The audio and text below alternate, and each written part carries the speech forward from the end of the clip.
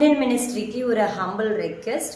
So என்னன்னு பார்த்தீங்கன்னா, TN செட்டுடைய result வந்து இன்னும் வரலை. ஸோ அதை பற்றி நமக்கு இன்ஃபர்மேஷன் வந்து ஆல்ரெடி அது வந்து கோர்ட்டில் நமக்கு வந்து கேஸ் இருக்கிறதாகவும் மென்ஷன் பண்ணியிருந்தீங்க. பட் ஆனால் இதுக்கு பின்னாடி நிறைய உழைப்பு இருக்குது. ஸோ அதை நீங்கள் வந்து கண்டிப்பாக வந்து பார்க்கணும்னு நான் நினைக்கிறேன்.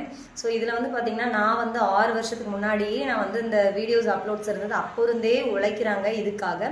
ஸோ டிஎன் செட்லையாவது அவங்க பாஸ் பண்ணி அவங்களுடைய ஃபேமிலியை ரன் பண்ணுறதுக்கு, ஸோ ரிசல்ட் கிடச்சிதுன்னா அவங்க ஒரு முன்னாடி எடுத்து வச்சு அவங்க ஃபேமிலியை ரன் பண்ணுறதுக்கு ரொம்ப யூஸ்ஃபுல்லாக இருக்கும். நிறைய ஃபாலோவர்ஸ் வந்து நிறைய பேர் பாஸ் பண்ணுறதுக்காக வந்து எனக்கு கால் பண்ணியிருந்தாங்க. ஹம்பிள் ரெக்வெஸ்ட் வந்து இதில் என்னென்னா, இது தொடர்ந்தாத மினிஸ்ட்ரி யாராவது பார்த்தீங்கன்னா, ஸோ இதுக்கு ஸ்டெப் எடுங்க. நம்மளுடைய மாநிலத்தில் மட்டும்தான் இந்த மாதிரி இருக்குது, தமிழ்நாட்டில். ஸோ இதில் நிறைய பேருடைய உழைப்பு இருக்குது. ஏன்னா 6 வருஷமாக அவங்க நெட்டில் வந்து குவாலிஃபை ஆகாமல், ஸோ டிஎன் செட்லையாவது நம்ம குவாலிஃபை ஆகிடலாம் அப்படின்ற மைண்டில் இருப்பாங்க. ஸோ அதனுடைய ரிசல்ட் வராததுனால அது ரொம்ப தாக்கமாக அவங்க கரியருக்கு இருக்கும். ஸோ இதில் நிறைய பேருடைய உழைப்பு இருக்கிறதுனால இதில் மேல் அதிகாரி யாரும் இருந்தீங்க அப்படின்னா கண்டிப்பாக அவங்களுக்காக ஹெல்ப் பண்ணுங்கள். ஸோ தமிழ்நாட்டில் இது நடக்காமே இருக்குது டிஎன் செட்.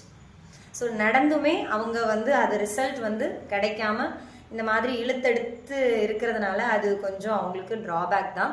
ஸோ கொஞ்சம் நம்மளுடைய மக்கள் மேலே வர்றதுக்கு கொஞ்சம் இது தொடர்பான மினிஸ்ட்ரி யாராவது இருந்தீங்கன்னா கண்டிப்பாக இதை ஹெல்ப் பண்ணுங்க.